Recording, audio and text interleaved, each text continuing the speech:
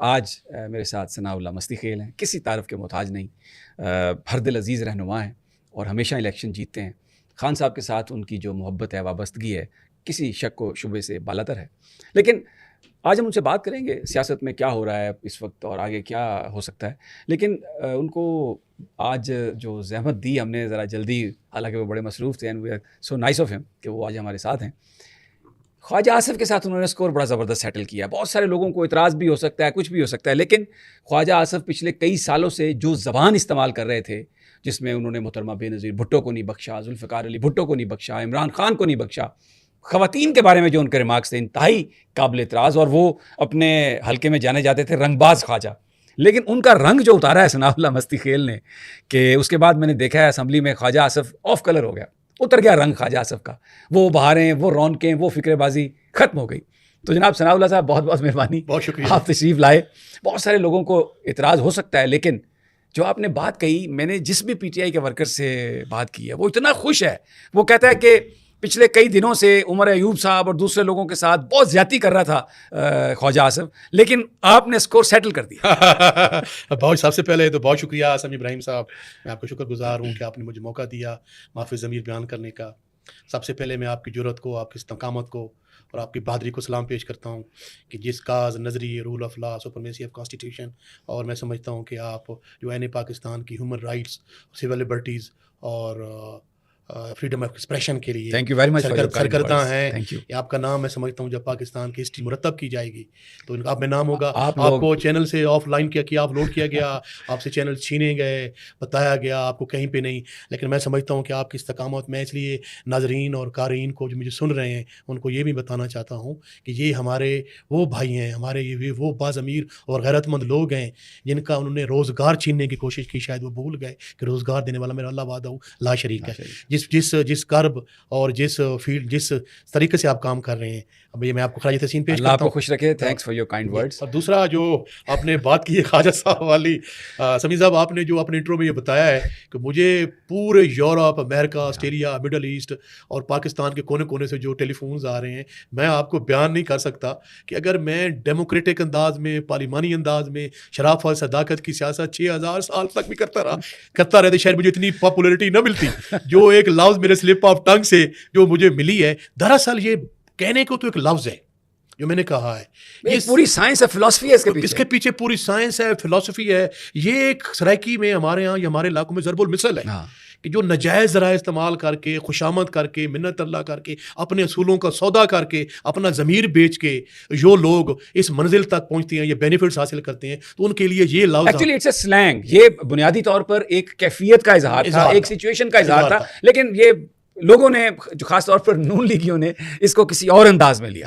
تو آپ نے انٹرو میں کہا، دیکھیں جی، لوگ جب خواتین ڈاکٹر شیریں مزاری کے بارے میں، یہی خواجہ ان کو ٹریکٹر ٹرالی بولتا ہے، اور پچھلے دنوں اسی پارلیمنٹ کے اندر 2 ماہ پہلے، جو میں نام نہیں اٹھانا بلکہ سلیم اپنا چیمہ صاحب دوسرے کونے سے اٹھ کے اس نے ہماری آنریبل زرتاج گل کو ننگی گالیاں دیتا لڑنے کے لیے آیا۔ محترمہ بے نظیر بھٹو کو انہوں نے پیلی ٹیکسی کہا، انہوں نے کس ادارے پہ چڑھائی نہیں کی، کس کو برا نہیں کہا۔ رانا تنویر کی ویڈیو میں دیکھ رہا تھا، عمران خان کو باقاعدہ گالی دی، اور پھر جس طرح انہوں نے مراد سعید کی جو بہنیں تھیں ان کے متعلق جو بات کی، عمران خان کے متعلق جو بات کی، آپ کو پتہ ہے وہ جاوید لطیف صاحب نے قومی اسمبلی میں یعنی ہر وہ انہوں نے طریقہ اختیار کیا ہے ان لوگوں کو دبانے کے لیے، گالی گلوچ سے، جو حق سچ کی بات کرتے تھے۔ یہ جگہ بنے ہوئے تھے جی، یہ انہوں نے یہ سمجھا تھا کہ ہم لوگوں کو ڈرا لیں گے، دھمکا لیں گے۔ ان سے جب انہوں نے دیکھا کہ ظلم، جبر، فسطائیت اور ناانصافی کے باوجود، میں سمجھتا ہوں میرے سے لفظ کیسے نکلے، اس کے پس پردہ محرکات ہیں سمیع بھائی، کہ جو جبر، جو ظلم، جو ناانصافی، جو زیادتی، جو زجیدیت ہمارے ساتھ، ہمارے ورکرز کے ساتھ، خواتین کے ساتھ، ہماری ماؤں، بہنوں، بیٹیوں کو ان کو بالوں سے گھسیٹا گیا، ان کی جو بےرحمتی کی گئی، چار دیواری کا تقدس پامال کیا گیا، کوئی قانون تھا، کوئی کچھ بھی نہیں تھا، کوئی رول آف لا کی انہوں نے دھجیاں بکھیر دیں، انہوں نے آزادی رائے کی دھجیاں بکھیر دیں، انسانیت کا وہ 3rd گریڈ ڈگری استعمال کیا۔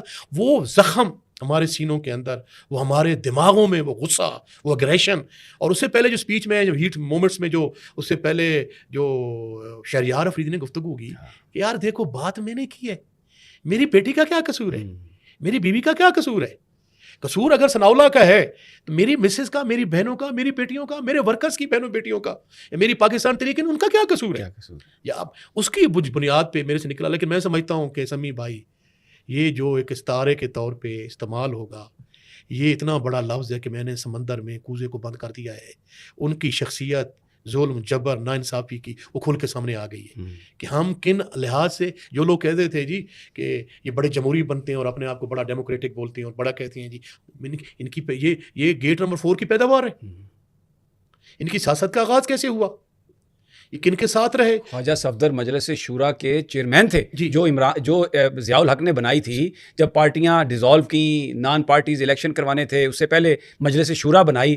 اور آپ کو پتہ ہے کہ وہ کیا پنجابی میں ان کو کیا کہتے تھے, میں وہ دہرانا نہیں چاہتا خواجہ صاحب پھر وہ خفا ہو جائیں گے. تو خوشامدی اور وہ جو سارا ٹٹوانا کردار تھا وہ تو انہوں نے ادا کیا اس میں تو, اور یہ تو پیداوار ہی ان کی ہے. اچھا دیکھیں, نان الیکٹڈ لوگ جیسے آپ نے کہا خواجہ صاحب کے مرحوم خواجہ صفدر صاحب اللہ غنی کرامت فرمائے, وہ تو اور بزرگ احترام ہے. لیکن پولیٹیکل ان کا کیا سٹانس تھا؟ لیکن پولیٹیکلی سچی سی بات ہے, یہ باتیں تو کرنے کے لیے تاریخ تو کھلی ہے نا جی, تاریخ تو اوپن ہے.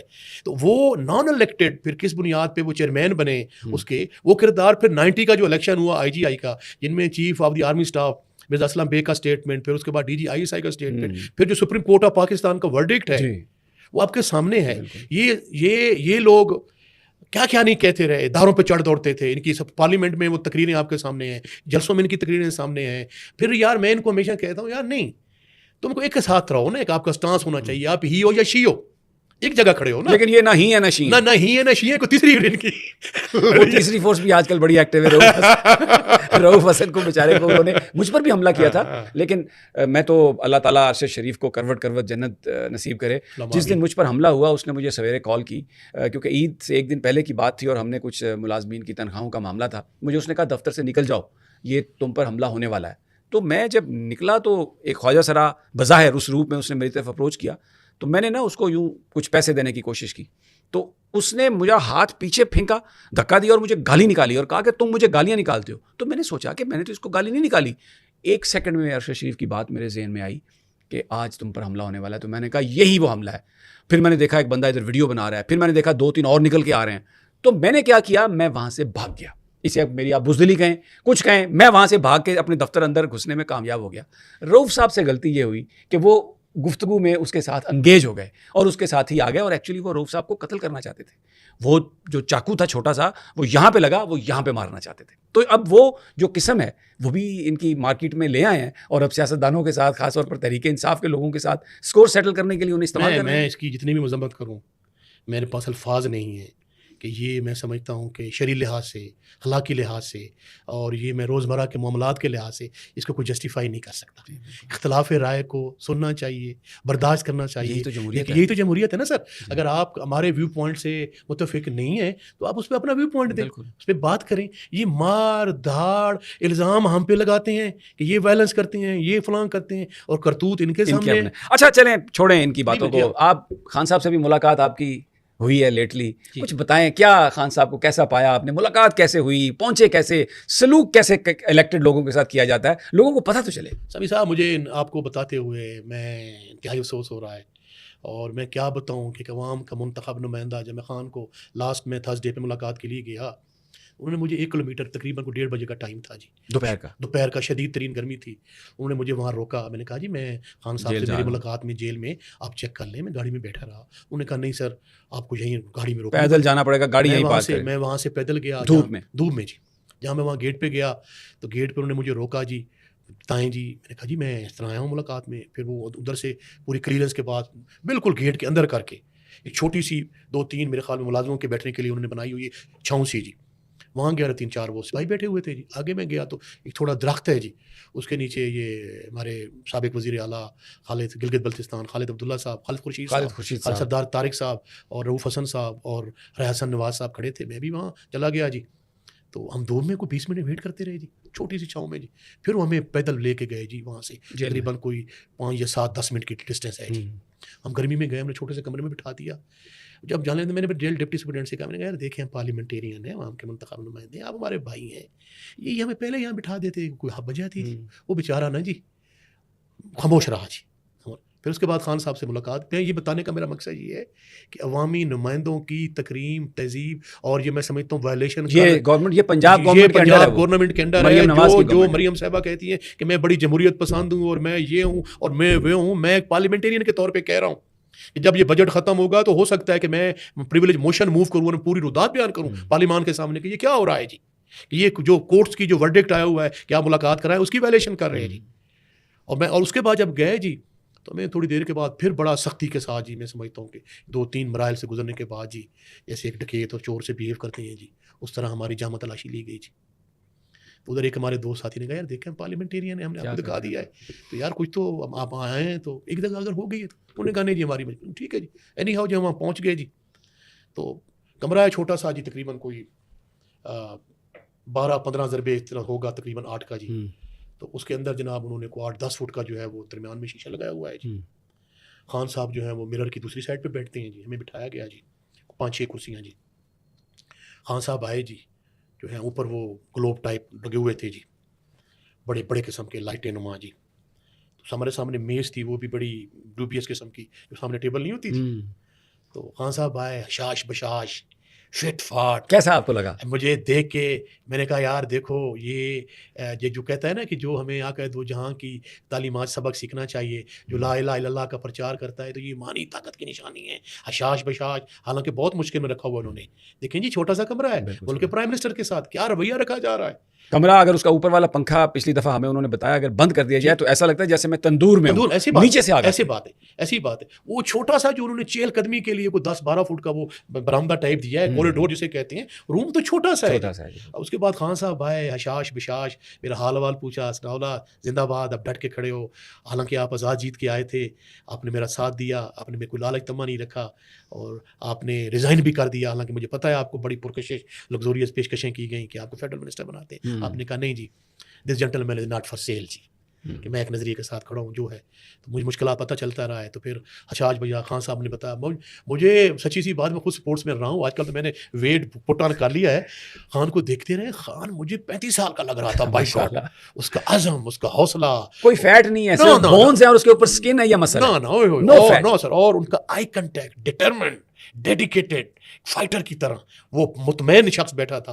اس نے کہا جی کوئی گھبرانے کی بات نہیں ہے. میں نے شیشے کی وجہ سے ہاتھ تو نہیں ملا، ہاتھ نہیں ملا سکے جی.